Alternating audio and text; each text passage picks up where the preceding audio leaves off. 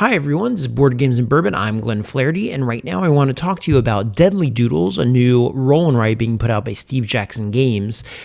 It is essentially a dungeon crawl where you either solo or multiplayer are trying to play cards, draw lines, find treasures and weapons, battle monsters, get to a dragon, and score the most points before 7 rounds run out.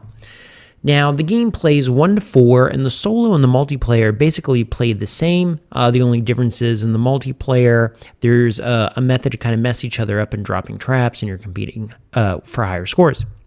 Now, the wonderful thing about it, I'm going to start with the interesting aspect and then get into the gameplay. When we open this game, it's very, very colorful, okay? You can see this really cool box. You get in here, all the components have these rich colors and artwork, and then when you get to the actual playing surfaces on the other side, and the whole thing is actually black and white. So that's a curious choice. That's black and white. The rules are black and white. The markers are black and white, and then the cards to draw lines are going to be black and white as well.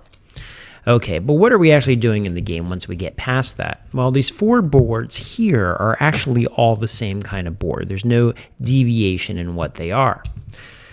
And what you're going to do on the game is you're going to put out 4 of these little squares, and you are going to take turns drawing these in to your board.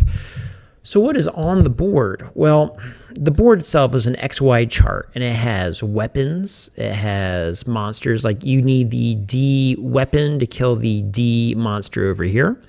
You have loot you can get that's worth 2 points, and the loot will double in value if your line that you're drawing will also go through the dragon. You're going to get points deducted for every entrance you use. And when you draw these cards onto your form here, you start either at an entranceway, like let's say I was going to use this one and I can orient that however I wish, like that. Okay, and then your next drawing either has to be connected to that or start from a new entry point. Now, the only caveat to drawing is you can't draw a figure that dead ends you into a wall. That doesn't really work, okay? And so you do round 1. We have 1 through 7 written at the top. Round 1, round 2, 3, 4, 5, 6, 7, and you go around and you play. And it's actually quite simple. And there are interesting decisions in there.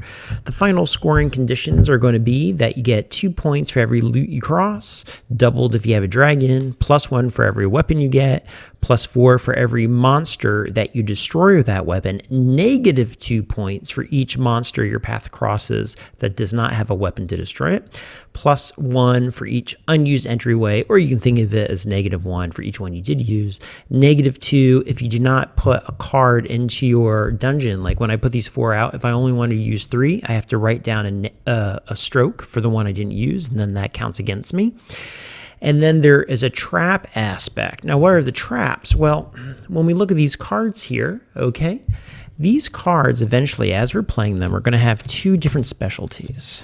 Okay, I'm going through and playing all my rounds, and eventually I'm going to hit a special little card here.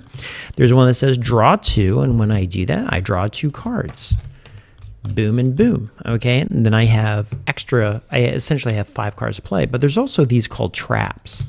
And when you get a trap, you're playing the multiplayer game, you decide where on your board you're going to put a trap, and you're going to put a big X there.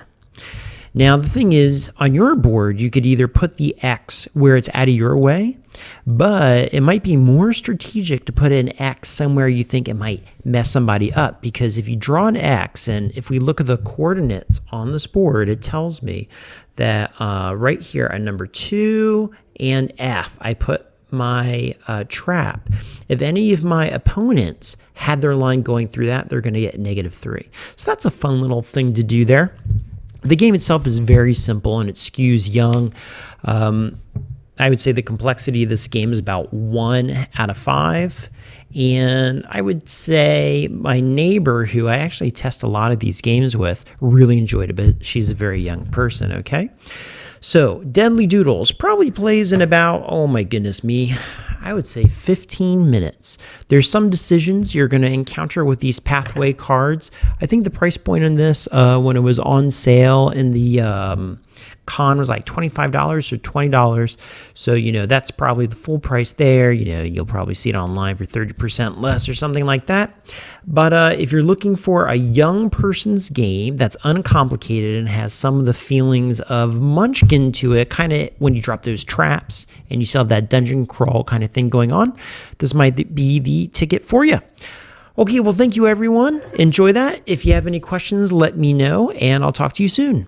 Bye.